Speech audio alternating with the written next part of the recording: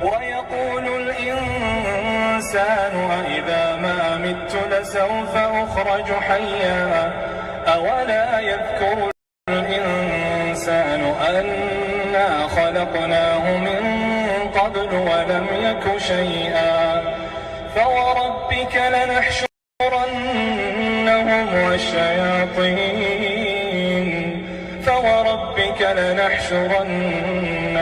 والشياطين ثم لنحضرنهم حول جهنم جثيا ثم لننزعن من كل شيعة أيهم أشد على الرحمن عتيا.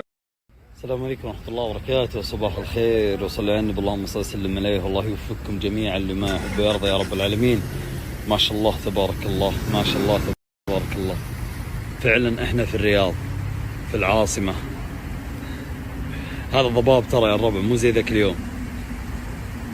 بعدين ترى ما انتبهت لسناباتي قبل شوي القرآن كأني تصوير امهات. الو ها ايش فيك؟ يا شيخ اخلص، ايش عندك انت؟ قاعد تسكت دينا معها مغص يا رجل.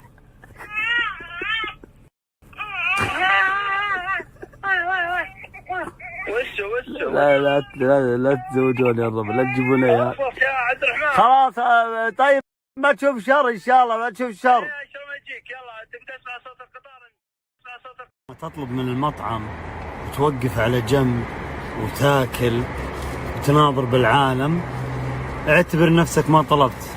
شوف الناس هنا صافين من زمان، ترى من زمان يسوون السالفة هذه، يشترون من المطعم يصفون هنا وياكلون ويناظرون بالعالم. بعد ما يخلص ويروق ويا ربي لك الحمد مشى، احسن ما ياكل وهو بالطريق ولا يوصل البيت وهي باردة.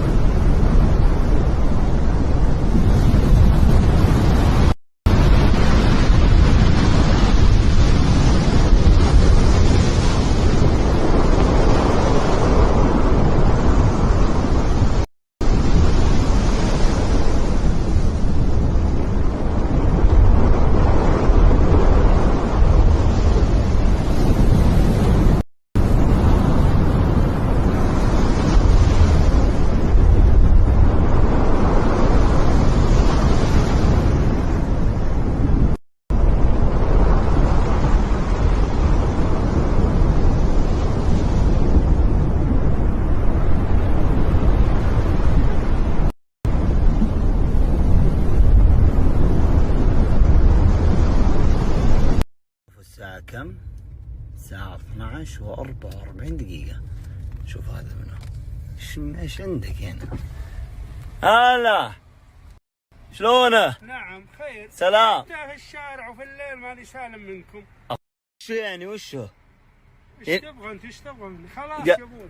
طيب خلاص الان مستواك خلاص معدل. افا يعني ما تركب معي الحين؟ خلاص يا ابوي.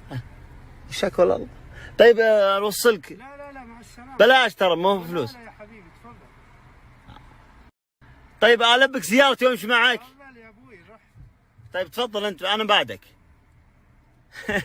الله يحفظك يا ابوي، الله يحفظك. طبعا انت قابلت انا وياها عند المحطة، انزين يبي اغراض وكذا. سبحان الله، اللهم لك الحمد، ما شاء الله تبارك الله. معي يركب وش يسوي بها؟ لا يبي يمشي هو. شو اسمه اللهم صل على محمد. قابلت عنده بقالة وقاعد امزح معاه واضمه ويضمني ويدفني وزي كذا. فلما طلع قالوا الشباب الموجودين من اخواننا من اهل اليمن، اوصل لهم تحياتي كلهم، يقول ما شاء الله هذا ابوك، قلت اي والله، قال ما شاء الله تبارك الله، مو ابو هذا اخوي. الشباب ما شاء الله تبارك الله هذا ابوك، قلت اي نعم هذا ابوي، وهذا ما شاء الله تبارك الله طبعه ومعاملته معنا. قالوا هذا صديقك مو ابوك. الله يحفظه ويديمه تاج على رؤوسنا يا رب العالمين، ويطول بعمره وآبائكم جميعا.